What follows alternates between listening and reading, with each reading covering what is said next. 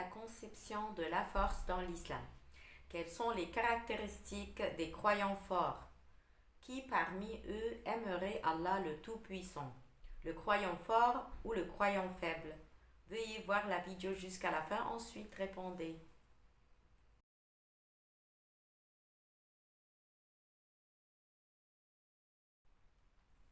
D'après notre prophète, que la prière et la paix d'Allah soient sur lui, un croyant fort est meilleur et plus aimé d'Allah qu'un croyant faible.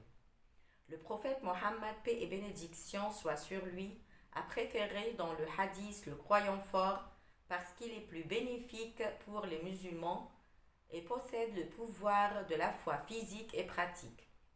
Il est aussi capable de réaliser les intérêts des musulmans et de défendre la religion.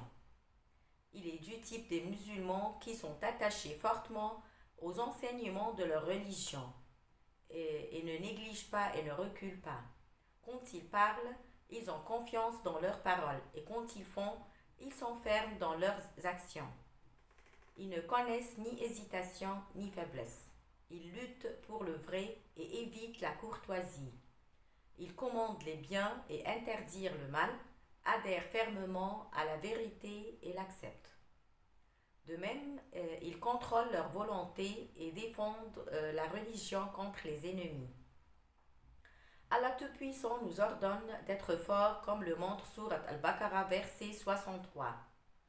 Tenez ferme ce que nous vous avons donné et souvenez-vous de ce qui s'y trouve afin que vous soyez pieux. Et Allah Tout-Puissant a mentionné le pouvoir dans de nombreux versets du noble Coran. Exemple, Surat Al-Araf, verset 145. Prends-les donc fermement et commande à ton peuple d'en adopter le meilleur. Bientôt, je vous ferai voir la demeure des pervers. Ainsi, Surat Maryam, verset 12. Ô Yahya, tiens fermement au livre. Nous lui donnâmes la sagesse alors qu'il était enfant. Et aussi Surat Al-Qasas, verset 26. L'une d'elles dit, ô mon père, engage-le moyennant salaire, car le meilleur à engager c'est celui qui est fort et digne de confiance. Et aussi dans de nombreux versets du noble Coran. Et qu'on sache que la force est l'énergie qui pousse à agir, donc si cet acte est bon, la force est louable, et si elle est mauvaise, la force est répréhensible. Quant aux faibles, leur attribut de peur est l'une des causes de leur pessimisme et de leur dépression. Comme exemple de croyants forts, nous citons Omar ibn al-Khattab.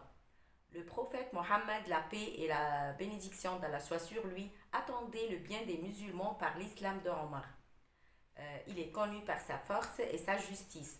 Quand il est devenu musulman, il a dit ô messager d'Allah, pourquoi cachons-nous notre religion quand nous avons la raison et qu'elles sont fausses?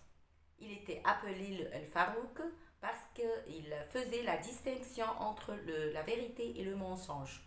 Louange à Allah le plus puissant, le plus glorifié et le plus miséricordieux. Sans sa puissance et sa force, nous sommes faibles et impuissants. Merci et à bientôt.